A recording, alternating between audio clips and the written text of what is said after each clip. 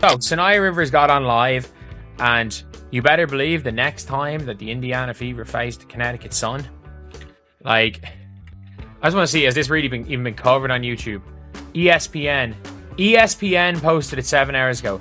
ESPN posted it. ESPN took clips of it live and posted it in full on their one, which is crazy. Sia Rivers just called out Sophie Cunningham, and guess who's standing right next to her like she's watching it all up close? Marina Mabrey. This isn't just drama, it's next-level courtside chaos. The tension is so strong you could cut through it.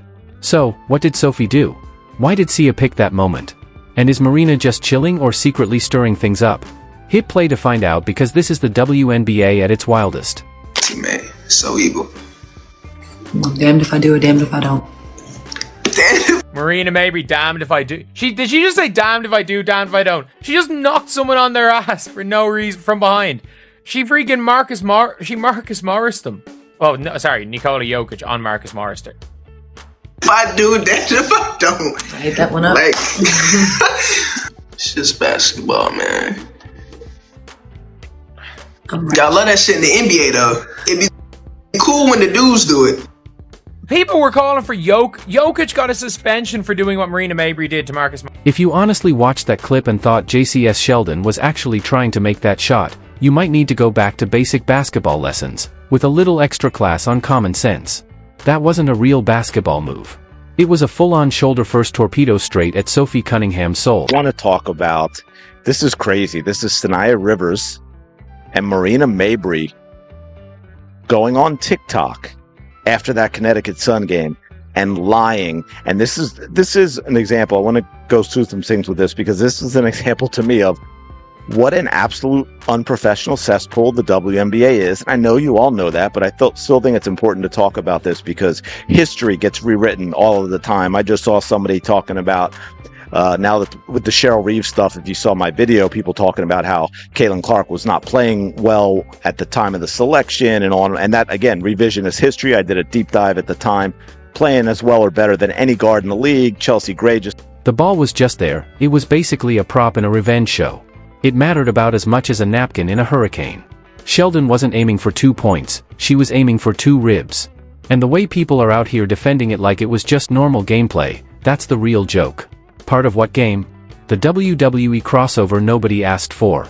So, first of all, there was a practice. They did their media during the practice. They pulled Sophie Cunningham aside, and of course they asked her about the JC Sheldon incident, and she stood on business. She said, this has been going on for a couple years now. Mind you, she was on the Phoenix Mercury last season, but she had mentioned that this had been going on for a couple years now with Caitlin Clark, and she was basically sending a message. Sheldon might as well have worn a helmet and flashed a linebacker's signal. She didn't drive to the basket, she charged straight ahead like she saw a target, and sadly for Sophie, she was the target. There was no finesse, no layup form, no focus on the rim, just pure, direct energy like she was settling an old score from 3 AAU tournaments. Gained, I think, 500,000 followers and such, and your jersey selling out. How cool is that for your... Yeah, it's cool. It's funny what kind of people are attracted to. I'm just trying to keep the main thing. The main thing is that's basketball, trying to win games, sticking up for my teammates. And that's all part of it. I think all that stuff it's fun and whatnot, but at the end of the day, we need to win some basketball games. I'm just going to be me. I don't go in there trying to predetermine anything. I'm dialed in. I need to focus on hitting my shots, making sure I'm executing the schemes right. I'm not focused on the extracurricular activities. And you know what? During that, it was just part of the game. I think the refs had a lot to do with that. It was a build-up for a couple of years now of them just not protecting, the star player of the WNBA. Somehow, in the world of wild takes and loud opinions, Sophie Cunningham is getting blamed like she started the whole thing. People are acting like just standing there, bracing for impact like an unpaid stunt double, was some kind of crime. They're saying she flopped, exaggerated, or sold it to the refs, when really, she took that hit like a parked car gets hit by a joyriding teenager. Physics spoke for her, she was just in the way of a human freight train. And instead of getting sympathy, she's getting turned into memes.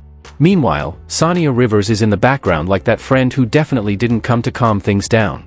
She's standing there with the, I saw everything and I've got thoughts vibe. She doesn't need a microphone, her side eye says it all. And don't miss the most underrated part of this whole scene, Marina Mabrey, just chilling there like she's on vacation in drama land. Calm, soaking it all in, the quiet instigator. You can just tell she's already preparing to spill this tea in the group chat using 5 emojis and a perfectly timed GIF. That hit wasn't a smart basketball move, it was an emotional foul. If basketball had penalties for holding grudges, this would have come with a suspension and maybe a therapy session. Sheldon wasn't driving to the basket, she was making a point, and it was sharp enough to knock Sophie off balance. And here's the funny part, people will replay that moment 14 times, zoom in, slow it down, run it through 3D analysis, and still say, yeah, just a hard basketball play. Fever saw it coming. They went and got Sophie Cunningham, 6-year-old black belt. This is what the Bulls did with Charles Oakley to protect Michael Jordan. Watch the retaliation later by Sophie Cunningham. And again, this is inappropriate, right? No, it's what happened to... The Indiana Fever fans keep voting the way that they are. Could they get Sophie Cunningham to an All-Star game? The Indiana Fever have 4 players in the top 10 of WNBA All-Star voting right now. So could we see 5? However, that top 10 is missing someone, and I think you guys are about to snub Angel Reese from an All-Star game, which is crazy. The goalposts aren't just moving, they've packed up and switched to a whole different sport. Sure, Sophie has a history. She's known for scrappy play, a few scuffles, some elbows, and post-whistle stare-downs. But let's be real, there's a big difference between playing physical and getting clobbered. This wasn't 2 players fighting for position under the rim. This was a full-on hit job in broad daylight, and somehow the getaway car was a free throw. But of course, the internet experts quickly decided Sophie must have caused it, classic move. It's like blaming the crash on the parked car. While all this is going down, Sonia Rivers finally steps into the shot, carrying more tension than a season finale. Her timing? Perfect. Her shade? Precise. She's not yelling, not performing, she's just right. Her whole vibe says, y'all saw what just happened. Don't try to gaslight me like we didn't all just watch a shoulder-based assault. Something we noticed, and I think a lot of people noticed, is when Caitlin would get bullied, nobody would do nothing. That's right. Nobody would do nothing. It was like, hey, they didn't know, like, whoa, I can't believe this is happening. I can't believe people are doing this to Caitlin Clark. Teammates weren't jumping in there. They bring in Sophie Cunningham. I had no idea. Sophie Cunningham was a black belt at the age of 6. Yeah. Yep. She didn't need backup, just facts, vibes, and a touch of indignation. And right next to her, Marina Mabrey continues her quiet reign as the queen of silent chaos. She's not saying a word, but her face is telling the whole story like Morgan Freeman narrating a true crime doc. She's neutral like Switzerland, but you just know her camera roll is stacked with receipts. She's the calm in the storm, who also happens to sell umbrellas. And the funniest part? Some people still think this was just a normal game, like it was just another rough Tuesday on the court.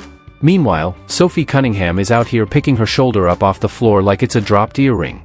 You don't accidentally launch yourself into someone's torso with that much force. That was a choice, executed with the grace of a wrecking ball wearing a tutu. Then the pearl clutching starts. Why is Sonia getting involved? Why is she even commenting? Because someone had to.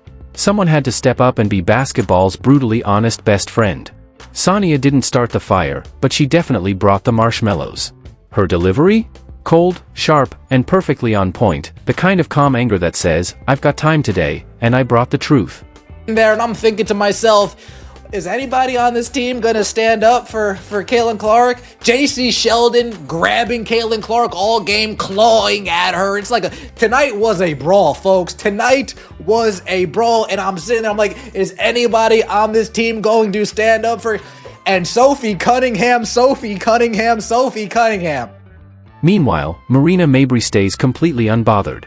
Her neutrality is iconic. She could host peace talks between rivals and walk away with both sides liking her. But here, she's just soaking in the heat from the drama that JCS Sheldon accidentally on purpose sparked with that shoulder. You can practically hear her thinking, if I don't say anything, I can't get fined, but trust me, I saw everything. And let's just settle this once and for all, if Sophie had been the one to throw that shoulder, the outrage would have hit the Richter scale. But because it was Sheldon, it's suddenly just hustle? No. That wasn't hustle, that was streetball beef with a side of passive aggression. So here we are, in a world where shoulders are weapons, accountability is optional, and fans are rewriting the rules of the game as they go. Thankfully, we've got Sonia Rivers, Marina Mabrey, and a healthy dose of drama to keep things real.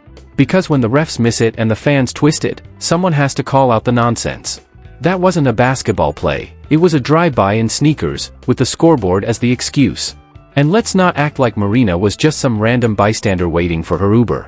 She was standing beside Sonia like a calm, caffeinated storm cloud, with perfect memory, strong Wi-Fi, and full awareness of every moment that led to this chaos. She wasn't shocked. She wasn't confused. She was ready. start with the play that set off the entire night. So as you guys can see here, JC Sheldon is guarding Caitlin Clark. She swipes her in the eyeball. Caitlin Clark nudges her off because JC stays in her face. And then Tina Charles runs over and is kind of wagging her finger in Caitlin Clark's face. And then Marina Mabrey comes out of nowhere and chucks her to the floor. Now let's watch this in slow motion. Here, JC Sheldon is guarding Caitlin, swipes her in the face. There's one. Going for the ball, swipes her in the eyeball. Caitlin's gonna have to start wearing goggles. And then Caitlin pushes her off of her, like, why are you still in my face? Marina Mabrey, bad out of hell, chucks Caitlin Clark to the ground.